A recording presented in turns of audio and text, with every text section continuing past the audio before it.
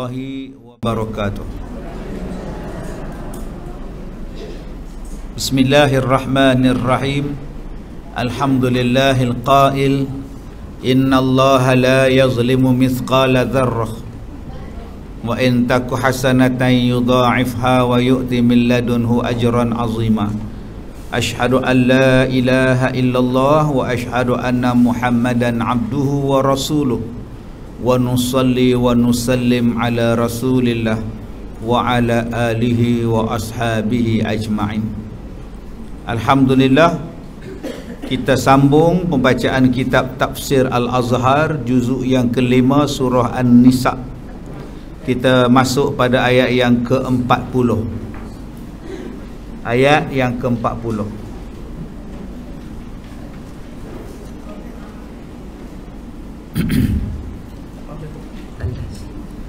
Ayat yang ke-40.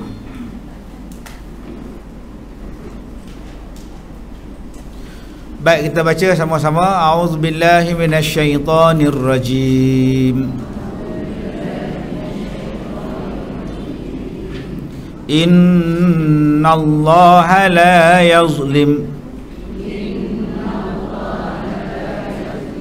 mithqala dzarrah wa in taku hasanah yudha'ifha wa yu'ti min ladunhu ajran 'azima. Fakaifa idza ji'na min kulli ummatin bisyahid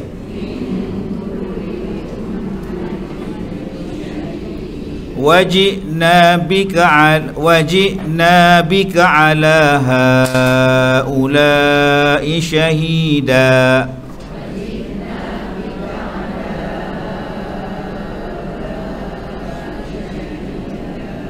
Yawma idzin yawaddu alladhina kafaru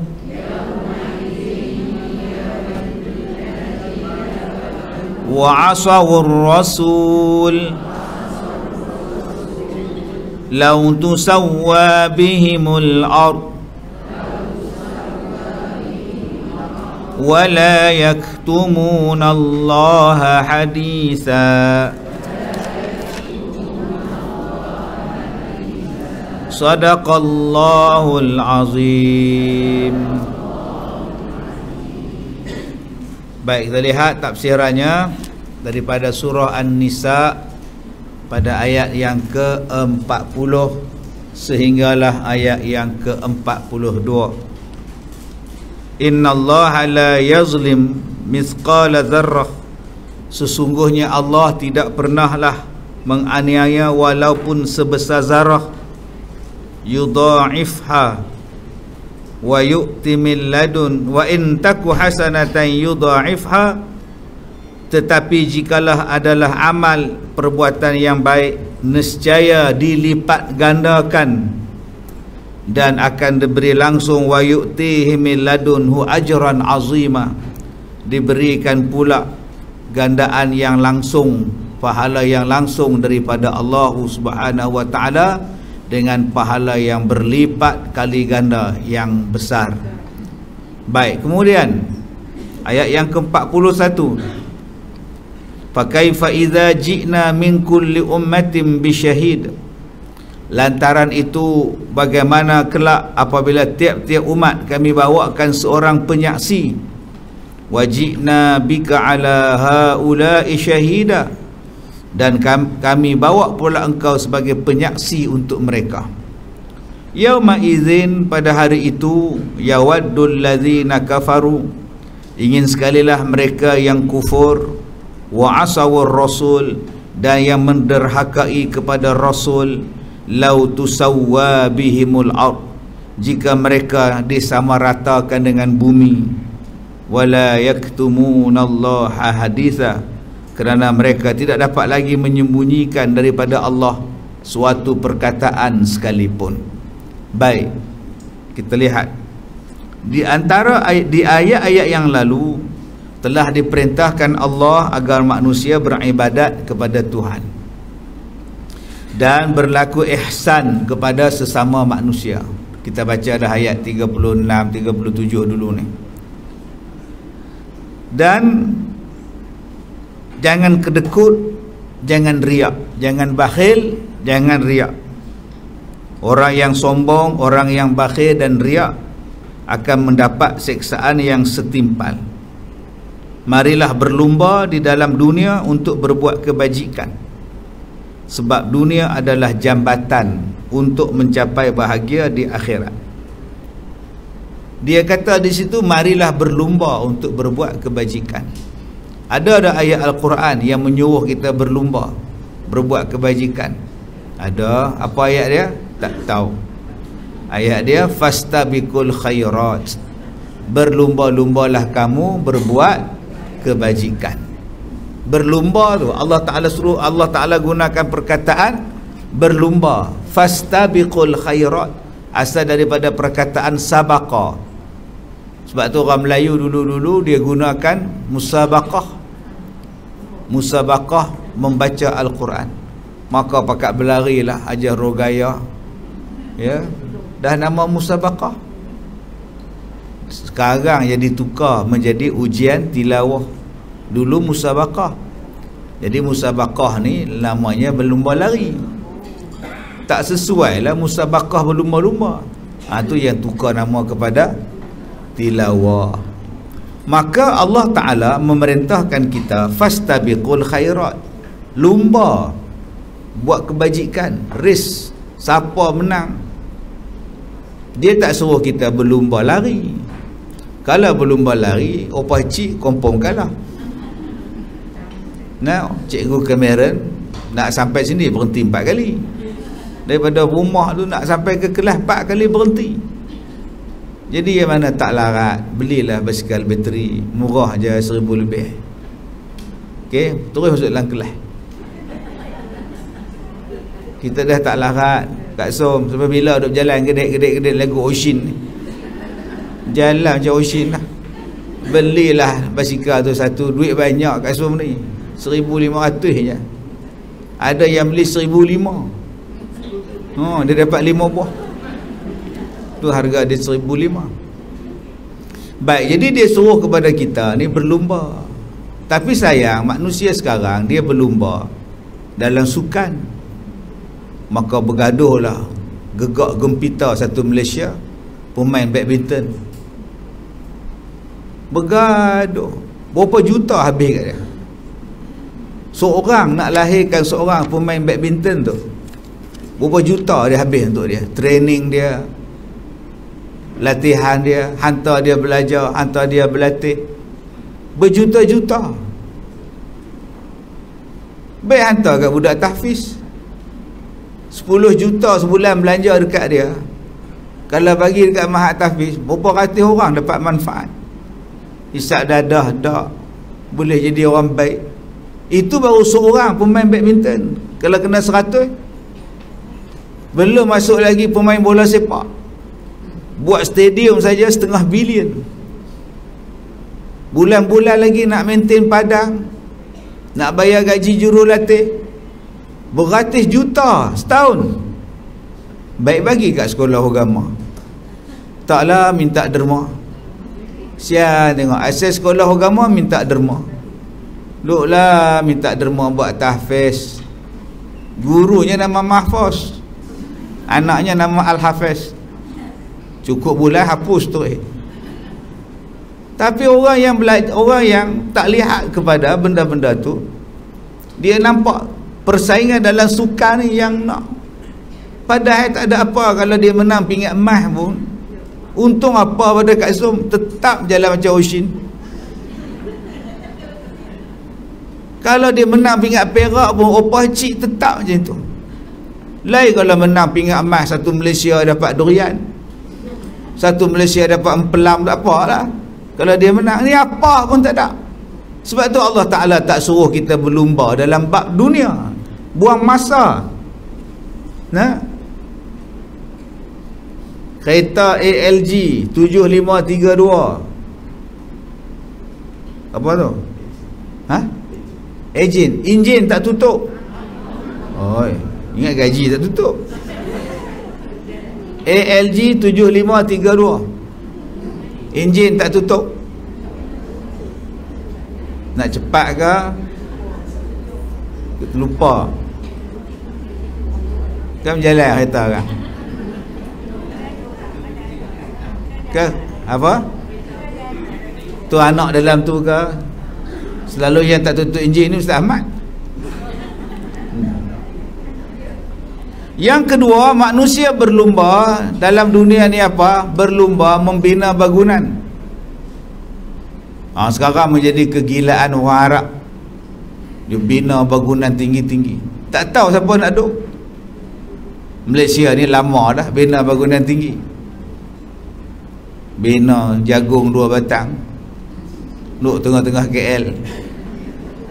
Tak tahu siapa duduk.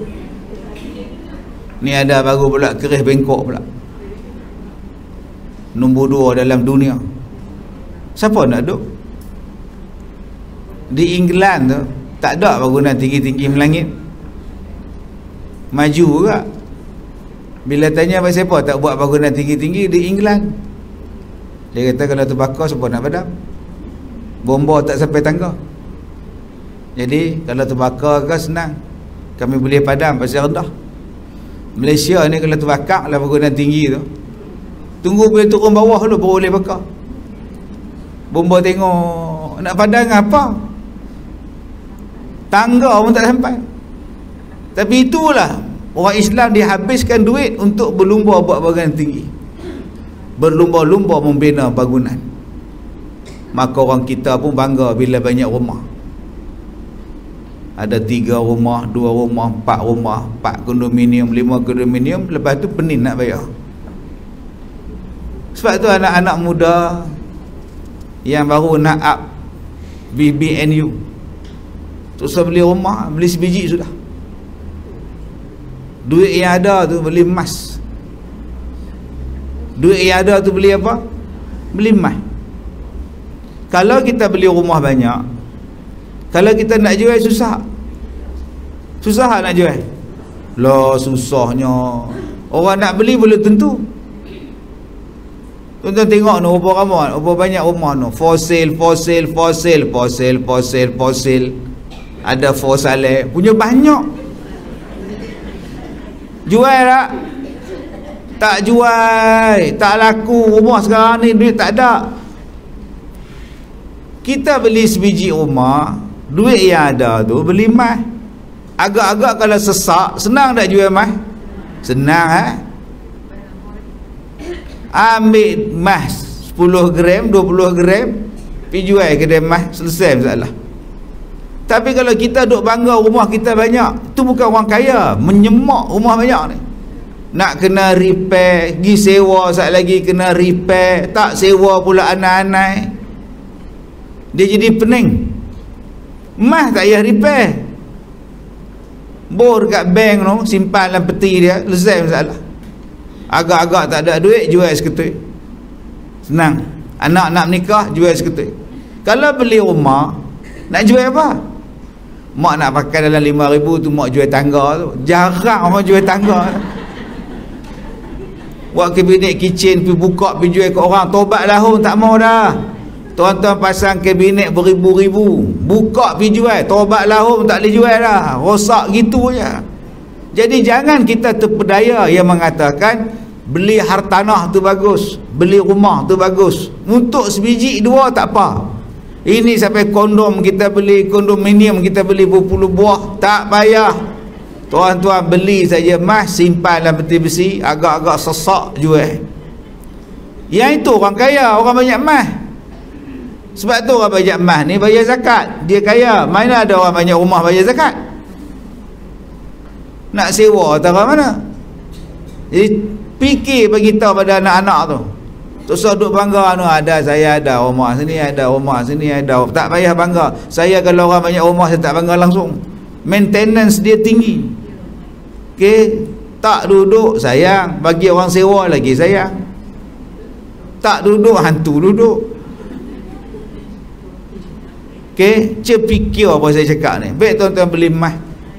Tak di situ, tak apa barang emas dah. Senang tuan-tuan nak jual, nak pergi Mekah, jual 10 gram, 20 gram. Sudah. Agak-agak nak pergi Langkawi, makan siakak, jual 10 gram. Tak payah tuan-tuan nak jual cermin di rumah lah, apa almari lah. Tak laku dah. Baik, jadi yang disuruh oleh Allah untuk kita berlumba apa dia? Yang disuruh oleh Allah untuk kita berlumba ialah berlumba di dalam buat amal ibadat. Yang tu disuruh. Besok hari Khamis. Besok Khamis upah cik puasa, som puasa. Kalau aku tak puasa aku rugi. Aku pun nak puasa juga. Itu nama dia berlumba. Dia orang tu tiap-tiap hari datang belajar. Aku duduk saja di rumah tengok Korea nak buat apa. Baik aku pergi mengaji sekali. Itu nama dia berlumba.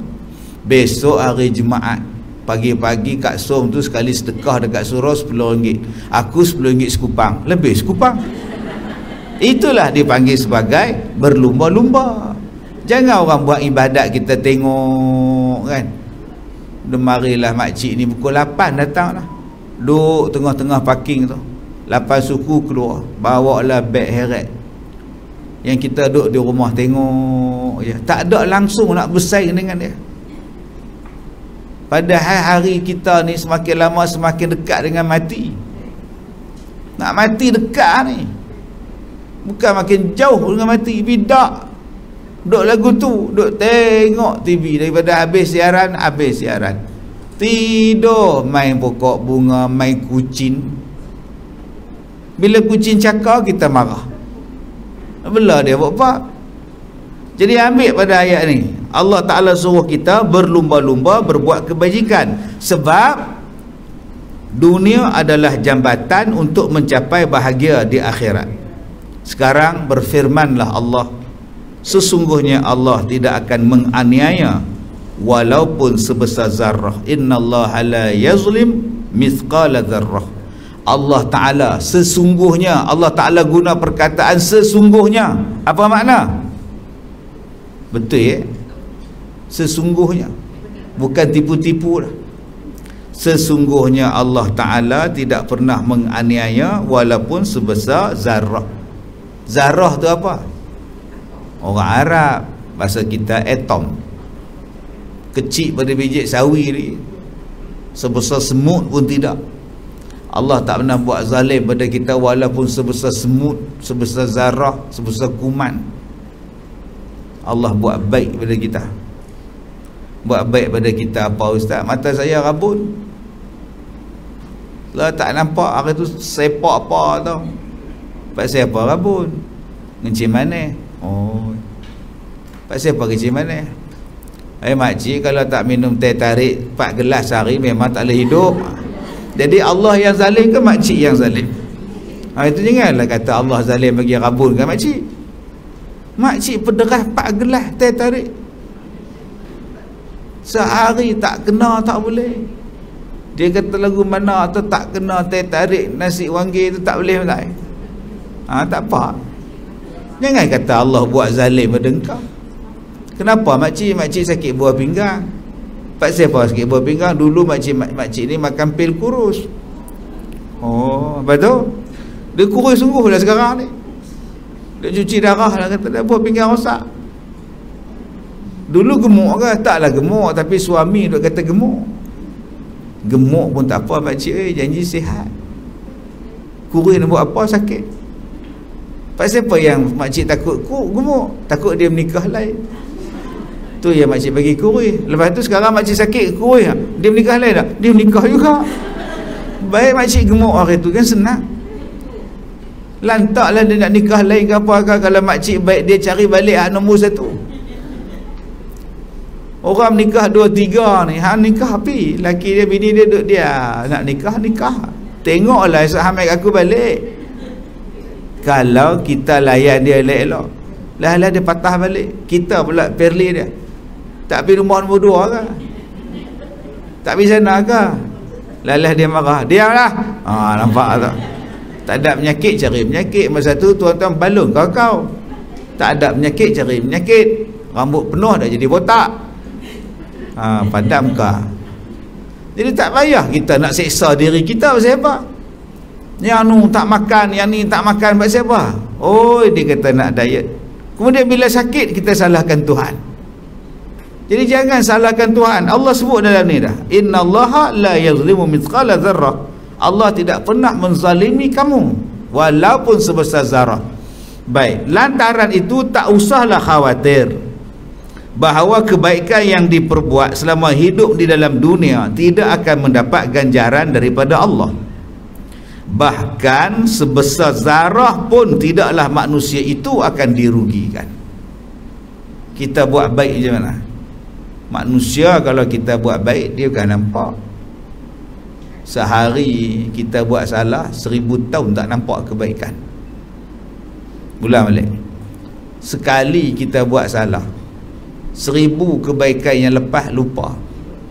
Itulah dia. Itu perangai siapa tu? Perangai manusia. Perangai kita. 30 tahun kahwin dengan suami, daripada pinggang 24 naik 42. Siapa bagi makan? Suami kita. Bawa pergi umrah 4 kali, haji sekali. Siapa duk heret beg? Suami kita membeli yang heret beg naik ke bilik. Suami kita usunglah dekat airport tu. Itu suami punya teruk. Dia tak cakap apa. Suami ni diam. Apa dia kita nak dia bagi. Sekali dia buat salah, kita buka handphone dia, ada gambar perempuan mana ni bang, nama apa ni bang. Sudah. Sejak daripada tu langsung tak hormat dah. Dulu abang, sekarang hui. Dulu masak, sekarang biar mampu hilang. 30 tahun punya baik, sekali hari tu kantoi terus lupa. Ini perangai manusia, dia lupa macam itulah. Sebab tu jadi pemimpin macam tu. Jadi pemimpin sekali kantoi, sekali silap, orang pijak tak bangun dah. Tak bangun dah, duduk dia diam situ. Dia lupa segala kebaikan. Baik, kemudian Allah Ta'ala pula tak macam tu. Dahlah Allah Ta'ala ampunkan dosa kita, Allah gandakan pula, yudha'ifha, digandakan pula amalan tu, digandakan sampai 700 kali ganda. Sebesar zarah pun yang diamalkan akan diganjari, walaupun sekecil-kecil akan diberikan pahala, walaupun cuma sekadar senyum saja. Walaupun sekadar senyum dapat pahala lah. Cuma pastikan ada orang, ya, bila nak senyum tu kena ada orang. Jangan duduk kat berenda duduk senyum. Berapa hari dah kat lihat senyum tu? Rasa seminggu dah duduk sorang-sorang lagu tu, tak makan ubat tu. Rasa lagu tu kalau tak makan ubat macam tu, duduk senyum seorang. Baik, di zaman dahulu penyelidikan tentang zarah belum meluas sebagaimana sekarang. Sebab itu dapat dimaklumi oleh Ibnu Abbas mentafsirkan zarah ialah sebesar kepala nyamuk. Orang dulu-dulu, okey, sebesar kepala nyamuk kata dia. Atau ada juga yang menafsirkan sebesar yang melayang-layang, lebih halus daripada kapas, kelihatan di lubang dinding yang ditembus panas matahari. Macam kita sekarang lah duduk tepi pintu cermin tu, kalau ada habuk-habuk kecil-kecil terbang tu nampak. Jadi dia berkata zarah yang tu lah, yang duk terbang habuk-habuk tu. Sekarang tafsiran zarah sudah lebih hebat lagi. Orang telah memecah belahkan pula. Orang telah memecahkan rahsia atom. Bahkan atom A tidak, Tom terbagi. A itu tidak. Tom bukan Tom and Jerry. Tom tu maknanya tak boleh nak pecah. Maknanya sangat halus, sangat seni, yang tak boleh dipecahkan lagi dah. Ais batu tu kita boleh pecah, lepas pecah boleh pecah lagi, boleh pecah lagi. Tapi atom ni tak boleh pecah, terlalu halus. Bahasa kita terlalu seni. Kata Allah, kalau kebaikan kamu sebesar itu pun aku balas. Masa bila yang Allah Ta'ala buat zalim pada kita? Banyaknya pahala kita ni. Okey, jadi jangan kita duk pelekeh pahala walaupun kecil. Setengah orang duk pelekeh pahala. Allah, hantar pisang, bagilah buah lain. Pisang. Sebab tu di Al-Barakah bukan pisang kita bagi, nasi kambing. Habis kambing makan, kita pula makan. Tak habis kambing tu. Oi, kita sembelih kambing tu, bagi orang jemaah masjid, jemaah sembahyang Jumaat makan. Sat lagi nasi ayam, sat lagi nasi kambing, sat lagi bagi kurma, sat lagi bagi air jagung. Itu dapat pahala tak yang bagi tu? Dapat. Dia hantar pisang? Dapat. Dia duduk di rumah Cina mana tak tahu, hantar dekat dia 5-8 kotak.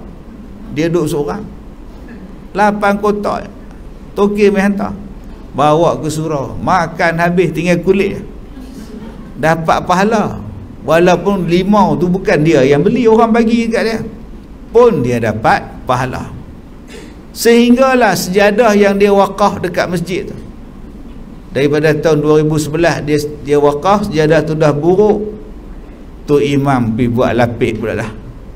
Pergi buat lapik tu, meja apa kat dapur tu, pun masih dapat pahala. Walaupun kain tadi cuma tinggal sehelai benang je, walaupun tinggal sehelai benang, orang yang wakaf tadi ni masih lagi dapat pahala.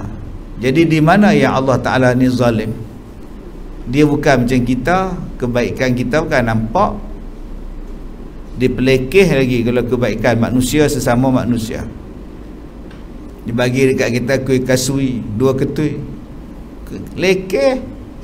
Alah, 2 ketui, padahal hang seorang nak makannya nak buat apa? Alah, 2 ketui cukup lah tu. Dia bagi dekat kita 1 mangkuk gulai udang, jenuh duk kacau tak jumpa udang. Duk dalam mangkuk tu tak mana udang ni, rupa seekor. Padahal kita seorang. Jadi kalau nak dapat 2-3 ekor, nikah. Anda faham? Tak faham sudah. Bila kita kahwin dapatlah 2-3 ekor. Kan itulah kaedah dia. Jadi bila kita ni tak bersyukur dengan apa yang kita ada, Allah takkan tambah. Tapi Allah Ta'ala ni dia nampak, dia balas walaupun apa yang kita buat tu sikit. Baik, kemudian maka atom itu disebut dalam kitab bahasa Arab Al-Jauhar, dalam bahasa Arab disebut sebagai Al-Jauhar, Al-Fardu, dan juga dipanggil sebagai Zarrah. Sekarang bertambahlah iman kita. Kalau kita mau beriman bahawa jika Tuhan mengambil perumpamaan dengan zarrah, menunjukkan bahawa bukanlah ianya suatu perumpamaan yang sia-sia. Sekarang dalam abad yang ke-20 telah mengertilah kita bahawa zarah yang kecil itu mempunyai tenaga yang sangat besar. Nama dia bom atom. Besar padahal dia kecil. Sekali dia meletup, bergegar dunia. Rupanya benda yang kecil kalau dikumpulkan, dimampatkan, dia jadi besar. Begitulah kebaikan. Kalau dikumpulkan kebaikan, meletup kita. Dikumpulkan pahala, meletup kita. Dikumpulkan kebaikan yang kita buat, insya-Allah meletup. Macam mana meletupnya bom hidrogen. Cuba tengok hidrogen tu dikumpul-kumpulkan, dimampat-mampatkan jadi bom, dilepaskan dekat Hiroshima, Nagasaki, jadi padang jarak, padang terkukuh. Kalau lepaskan di laut, dia jadi tsunami. Sebab tu kalau nak bagi tsunami bukan susah, lepaskan bom di laut, dia berombak naik sampai ke Malaysia. Sampai kita kata Allah lah, Allah buat gempa bumi apalah. Dah gempa hari ni manusia boleh reka. Kena ingat tu ayat ni. Allah tak pernah buat zalim tau. Innallaha la yazlimu mithqala dzarrah. Allah tidak pernah buat zalim pada manusia. Allah bagi udara pada kita untuk kita sedut. Tiba-tiba Allah bagi penyakit, jangan sedut. Pelik tak? Pelik tak kecil? Tanya kecil senang, dia duduk depan sekali. Allah bagi udara untuk kita sedut, kan? Elok ada udara tu, bersih tak? Bersih, lapang, rasa boleh bernafas ni. Tiba-tiba Allah datangkan penyakit, tak boleh bernafas. Semua tak boleh bernafas, tutup habis dengan lampin, pakai lampin. Cuba tuan-tuan guna logik akal. Di Afrika tak pakai lampin macam kita ni. Di England tak pakai lah, buang habis. Yang kita ni taat sungguh-sungguh, mandi dalam kolam pun pakai. Bodoh ke tak bodoh kita ni? Allah kata dah, aku tak pernah buat zalim pada kamu. Bila aku bagi udara pada kamu, udara itu bersih untuk kamu, elok untuk kesihatan kamu. Jantung kamu berlapang, jantung kamu boleh berdenyut dengan baik, elok. Tapi hari ni kita kata tak, ada penyakit dalam udara. Maka yang untungnya orang yang meniaga lampin. Untung, sekali pakai buang, sekali pakai buang. Okey. Yang kaya bertambah kaya, yang papa ke dana tambah papa. Sebab tu ada yang duduk lampu, duduk gantung lampin kat dapur, dia basuh balik. Basuh balik, mak oi buang lah mak oi. Tak lalu nak beli dah, aku dah kotak-kotak dah habis ni. Sampai bila tuan-tuan nak pakai lampin kat muka ni? Itulah bab mai. 10 tahun, 5 tahun, 6 tahun, 7 tahun. Sekarang kita dah masuk 3 tahun. Logik tak logik ni? Tolonglah pakar-pakar, jangan duk guna orang putih je. Depa tu musuh kita. Ni guna hak Quran ni. Allah tak pernah buat zalim pada kamu. Mana pernah Allah Ta'ala bagi zalim pada kita? Kita nak selesaikan satu masalah, kena tengok pada punca. Dulu kita takut pada demam denggi. Kak Sun pernah kena denggi tak? Tak pernah. Hak mana pernah kena demam denggi? Tahu. Keluarga saya satu family kena keluarga denggi. Duduk satu wad, meriah kami je. Belah sini isteri, belah sini anak, belah sini pak mertua, hak ni mak mertua. Konon-konon ni pak mertua tu datang nak jaga hak demam dengan dia sekali. Dengan lengohnya satu wad tu keluarga saya ya. Yang saya tak kena sebab saya pergi ke Aceh. Saya naik ferry memang tak kena. Depa semua kena. Mari kementerian dia sembuh tu rumah, kita nampak orang. Bukan setakat rumah saya je kena sembuh, hak dengan jiran-jiran pun kena sekali. Jadi kalau nak selesaikan masalah denggi, yang kita bunuh tu apa? Nyamuk. Masalah COVID ni mula-mula datang, punca dia apa? Apa punca dia apa? Punca COVID tu apa? Seorang tak boleh jawab. Mula-mula dia kata COVID tu punca pada kelawar. Ada tak gerakan membunuh kelawar? Tak ada. So dia datang daripada apa? Beritahu. Kalau nyamuk boleh bawa penyakit denggi, tiruk boleh bawa malaria, tikus boleh bawa kencing tikus. Kalau COVID, takkan dia jadi gitu ya? Tak boleh. Macam orang mengandung, kenapa leha mengandung? Bila kahwin tak kahwin? Itu macam mana boleh mengandung? Tak tahu, tiba-tiba mengandung. Nampak benar nipunya. Kau ingat kamu Maryam ke? Setiap satu benda dia mesti ada punca. Cari punca dia. Tapi hari ni dia pun tak mau cari punca. Semua nak cocok. Apa benda ni tuan-tuan? Allah Ta'ala sebut dalam ayat Al-Quran ini, innallaha la yazlim. Allah Ta'ala tak pernah zalim manusia. Dan kalau ada penyakit, ada ubat. Baiknya Tuhan, Nabi kata setiap penyakit ada ubat. Hari ni doktor kata tak ada ubat. Tuan-tuan percaya Nabi ke doktor? Doktor tu masuk syurga ke? Belum tentu. Nabi dah confirm masuk syurga. Baik aku ikut Nabi. Nabi kata ada ubat. Tapi hari ni orang tak mau ikut Nabi. Tuan-tuan baca nanti ayat di bawah tu, yang dipanggil sebagai wa'asawur rasul. Orang kafir dan orang yang menentang Rasul di hari kiamat jadi apa? Menentang Rasul tu apa? Bila Nabi kata setiap penyakit ada ubat, ada lah.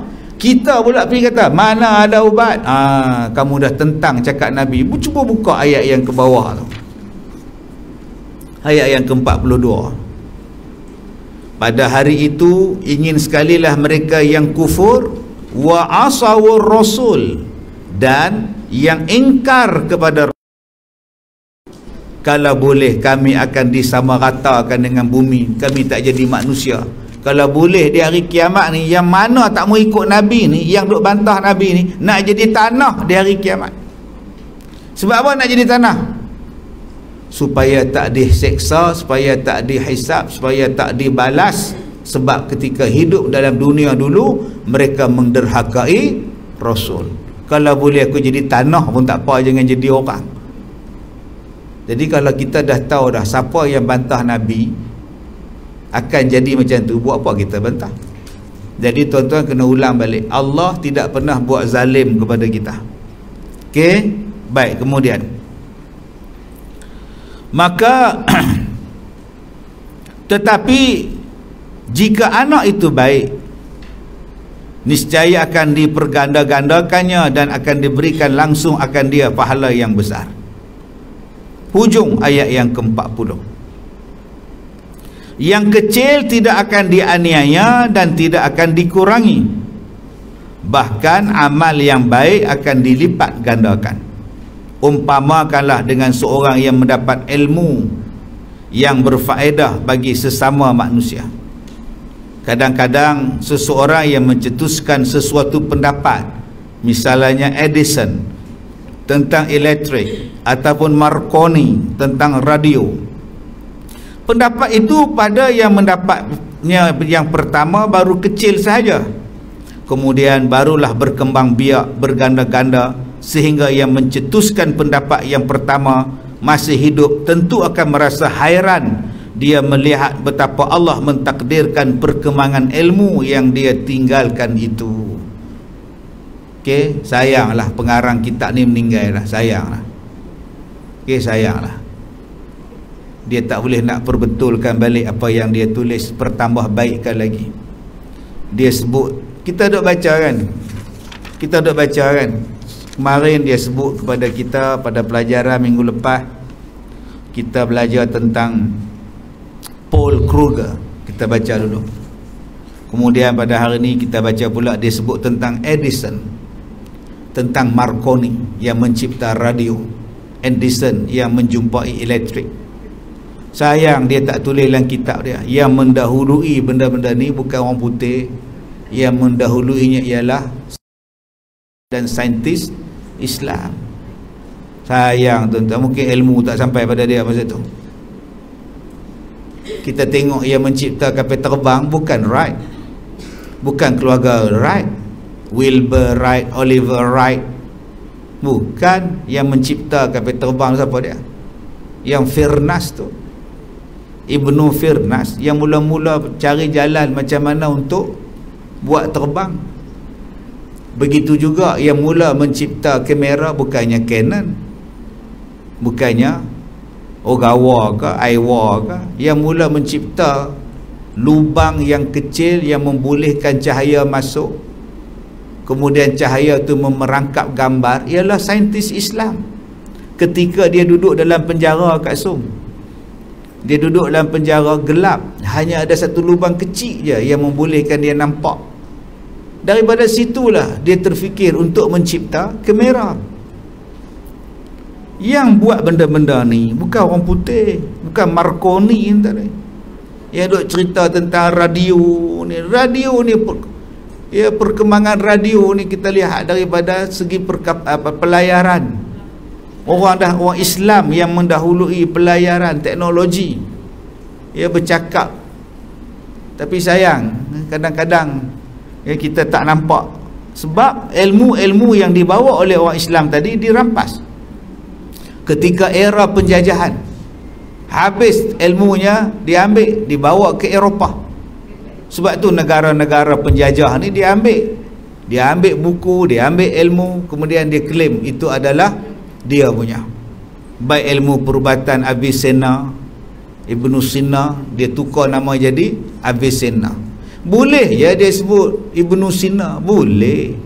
Orang putih ni saja dia buat kelak lidah ya, wow, saja dia buat. Dia nak tukar nama daripada Ibn Sina jadi Avicenna. Maka kita pun rasalah Avicenna ni orang Sepanyol. Padahal Ibn Sina, Ibn Rushd, dia tukar jadi nama Averroes. Maka orang budak-budak hak bodoh hak tak mengaji sejarah ni, dia pun kata ini adalah ilmu orang putih. Dia pun tukar nama daripada saintis Islam, tukar nama jadi kepada saintis orang kafir. Kerana mereka menguasai duit, mereka menguasai ketenteraan, dan orang-orang Islam berpecah belah. Akhirnya ilmu ni diambil. Nak dapat ilmu ni kena pergi belajar tempat dia orang.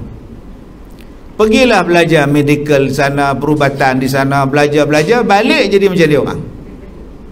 Perangai macam dia orang. Boleh pergi sebut Nabi kata tak ada ubat, mereka yang balik ni kata tak ada ubat untuk penyakit ni. Ubat ni tak ada penyakit. Penyakit ni tak ada ubat. Sebab dia pergi belajar yang salah.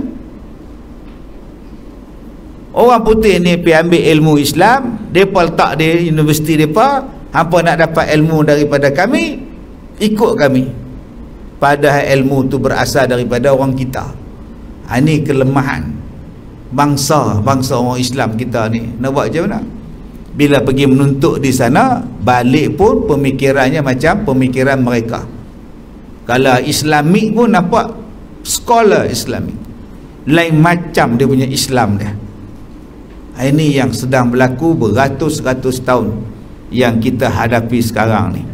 Maka apa yang dibawa oleh orang dulu-dulu semuanya bukan jadi ubat. Macamlah orang dulu tak ada sakit kepala. Orang dulu ada sakit kepala, ada. Itu ubat dia apa? Kak Som, zaman tak ada hospital tahun 1600, 1500, takkan tak ada sakit kepala. Mesti ada ubat dia. Tapi hari ni semua tu bukan ubat.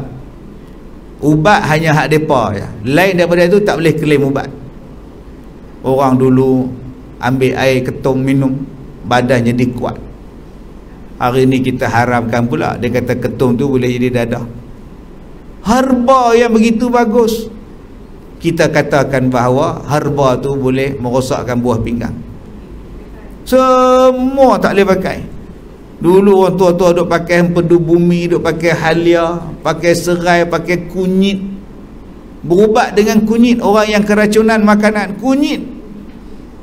Pergi tumbuk kunyit, bubuh susu, minum, hilang pendarahan usus. Tak payah nak operate. Orang kita dulu-dulu ni beranak mana ada operate. Tak ada nak belah koyak rabak. Semua elok Tok Bidan lanjut buat. Sekarang tak boleh. Semua kena pena. Masuk gunting dulu. Ingat nak gunting rambut, gunting benda lain. Jadi di mana perubatan dulu-dulu ni sampai kita nafikan? Sedangkan itu adalah ilmu yang Allah Ta'ala bagi kepada kita. Orang beranak tak payah nak belah, tak payah nak koyak apa semua. Baik, kemudian jadi kata dia, ilmu ni kecil. Kita tengok ilmu kapal terbang. Macam-macam cara orang nak terbang dulu-dulu ni. Yang terjun tepi bukit, pasang kipas kat tangan. Sempatlah berayuk 4 kali. Kipas mati bawah. Tapi sekarang teknologi kapal terbang macam mana? Ada yang dipanggil supersonik. Sekali dia terbang 2 jam, Perancis ke Amerika 2 jam. Supersonik. Mati enjin, mati burung duduk sebelah dia. Punya kuat supersonik. Hari ni ada kapal terbang canggih, macam rumah terbang, banglo terbang. Teknologi sekarang, cuba tengok teknologi kamera. Dulu dah nak ambil kamera ni kena bawa kotak, bawa kain hitam. Sekarang kamera tak payah, dengan handphone hari ni orang boleh buat kamera dah. Ini nama dia berkembang biak. Begitulah bandingan dia kalau kita buat benda baik. Kita buat benda baik, cuba tuan-tuan tengok Madinah. Masjid Madinah tu, Masjid Nabawi tu, siapa yang mula-mula bagi? Ada satu orang yatim dia bagi. Tak sangka pun daripada situ dah berapa bilion pergi semayang di masjid dia. Masjid tu pula siapa semayang dapat 1000 kali ganda pada masjid lain. Masjid tu pula tempat Rasulullah, makam Rasulullah di situ. Kalaulah dia tak wakaf, agak-agak dapat tak pahala. Sebab tu saya kata banyak kali dah, yang kita buat baik ni, kita tak tahu apa akan jadi pada masa yang akan datang. Tuan-tuan ni tak ada anak, bela anak kucing. Anak kucing tu bukan boleh jadi ulama. Bela macam nampak orang, nampak kucing je. Bukan saya larang pula, tapi apa faedah dia kalau nak dibandingkan dengan bela manusia yang lebih bermanfaat. Maka kita pun pergi ke Mahat Tahfiz, ada anak yatim yang mak pak tak ada. Ustaz dia kata tu ada 4 orang duduk berlari tu. Saya sponsor seorang, sampailah dia belajar universiti. Setiap bulan saya bagi duit makan dia, saya bagi duit poket dia, aku nak beli ubat gigi. Maka kita pun sponsor dia sampailah dia belajar di Azhar. Balik daripada Azhar, dia jadi orang alim. Dia mengajar berbilion manusia, beratus juta manusia, berpuluh juta manusia. Agak-agak kita dapat apalah. Dapat. Asalnya sebulan 300 bagi kat dia. Tapi lepas dia jadi ulama, kita pun dah mati, dia mengajar merata-rata, dia tulis kitab, dia tulis buku, pahala yang dia buat tu kita pun share sekali. Inilah nama dia share. Tapi kita tak nampak yang tu. Yang kita nampak saya tompok, belalah tompok oyen, habis untuk oyen sebulan 200. Oyen cirit bawa pergi klinik, menung oyen tu. Oi, nampak sayang ke oyen. Boleh sayang ke oyen, tapi pahala untuk tuan-tuan sampai mana? Mampu oyen tu habis, tak ada apa. Sebab tu kita kena cerdik mencari pahala yang berpanjangan. Bukan maknanya balik rumah nanti tuan-tuan bunuh pula oyen tu, dia sembelihnya oyen. Kenapa kau sembelih? Ustaz Kazim kata tak ada faedah bela oyen. Bukan, sebab melampau-lampau sangat bela ya, sampai harga 25,000 seekor. Sangka dia saja 15,000. Kejadah apa engkau? Tak ada faedah. Orang tua-tua tu bela kat kucing dulu-dulu, tak ada sampai sangka 25,000. Ini tempat dia berak saja 10,000. Padahal orang tua kita dulu berak merata atas katil lah, periuk lah apa, tak ada apa pun. Baik, kemudian maka selama ilmu tadi masih berkembang terus, nescaya orang yang mendapat pertama akan menerima juga pahalanya berlipat kali ganda. Jam saya ni mampu pula dah. Kopak tau. 9.30. Jam ni mampu ni. Jarang sebut jam mati no. Asal jam mampu. Benci betul pada jam. Maka dia kata tadi, orang yang pertama yang buat penyelidikan, orang yang pertama yang buat itu mestilah berkembang pahalanya berlipat kali ganda pada orang yang di belakangnya. Apatah lagi kerana manusia tidak mahu melepaskan budi, nama pencipta masih tetap diingat, bahkan dialah yang memulai dahulu. Cuma kita kena perbetulkan balik siapa yang mula-mula buat. Jangan kita duk letak nama orang putih je sampai kita lupa siapa nurse yang pertama. Duk nampak Nightingale tak habis-habis. Padahal ada orang lain lagi yang lebih awal menjadi nurse selain daripada Florence tadi ni.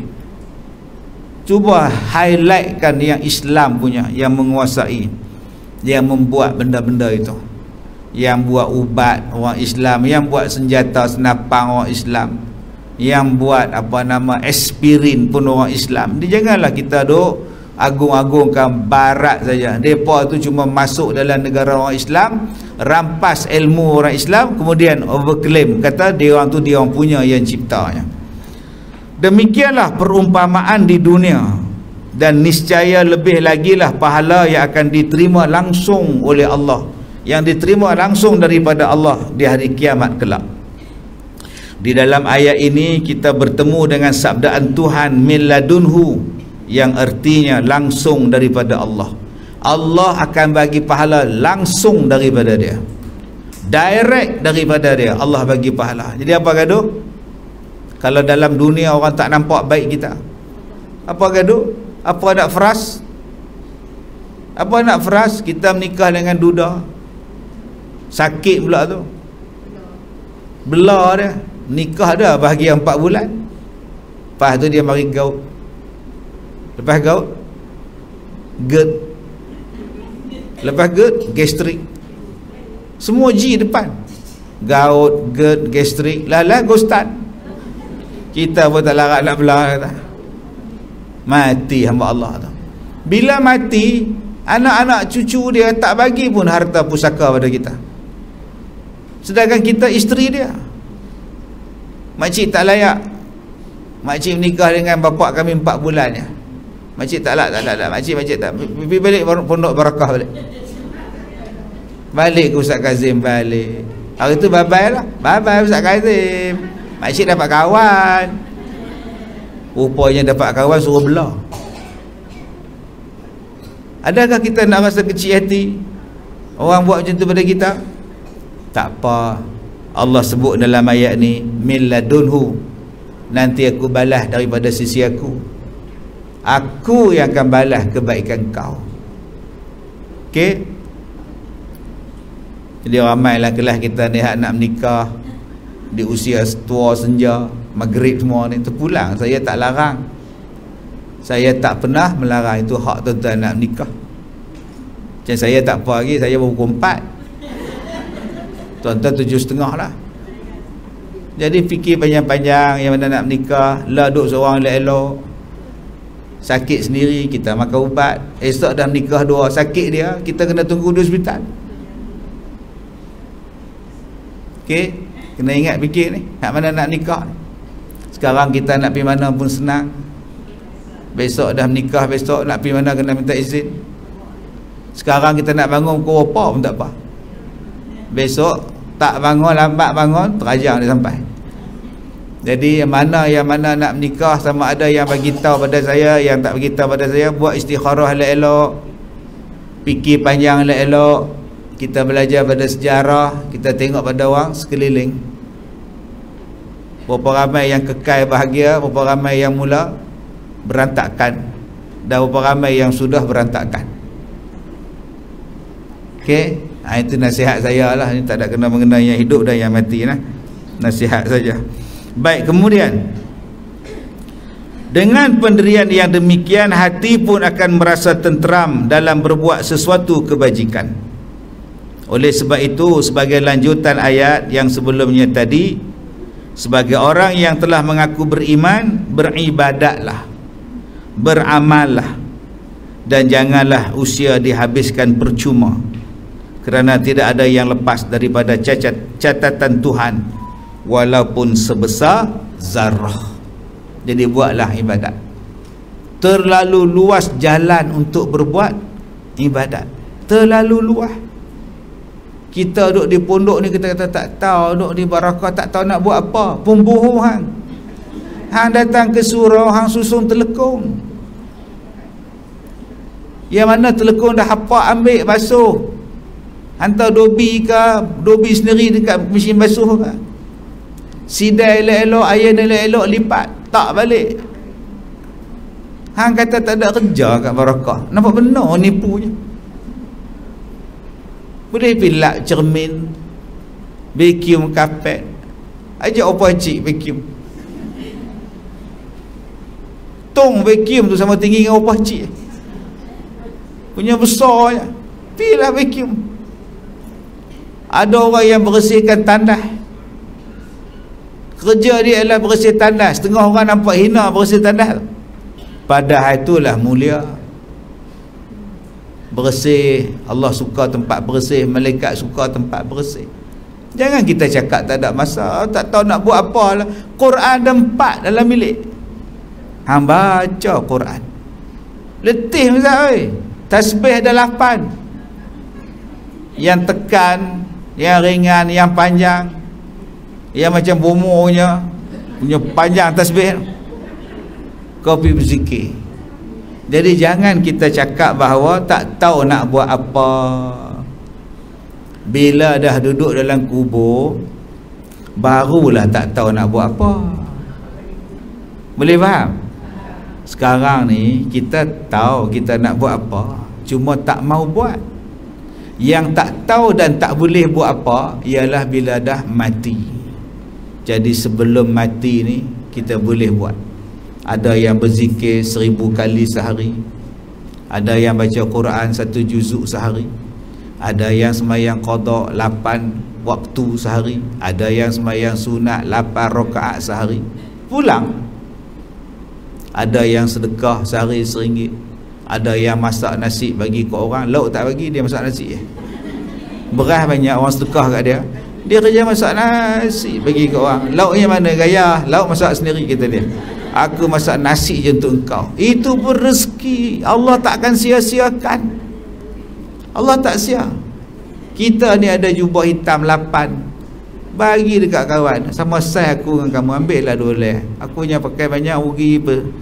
Aku pakai hari Rabu je hitam. Ustaz Kazim tu bodoh, orang lain tak boleh pakai hitam kata. Hari Rabu saja boleh pakai hitam, hari lain kena pakai putih lah, apalah, pun undang punya Ustaz Kazim ni. Salah saya juga, padahal tak salah aku pakai hitam pun. Tiap-tiap hari pakai hitam pun tak apa. Jadi punyalah banyak untuk buat kebajikan. Dan kita kena ingat, setiap satu kebajikan tadi pasti akan dibalas berlipat kali ganda. Tandakan di situ, insya-Allah besok kita sambung lagi. Wallahu a'lam.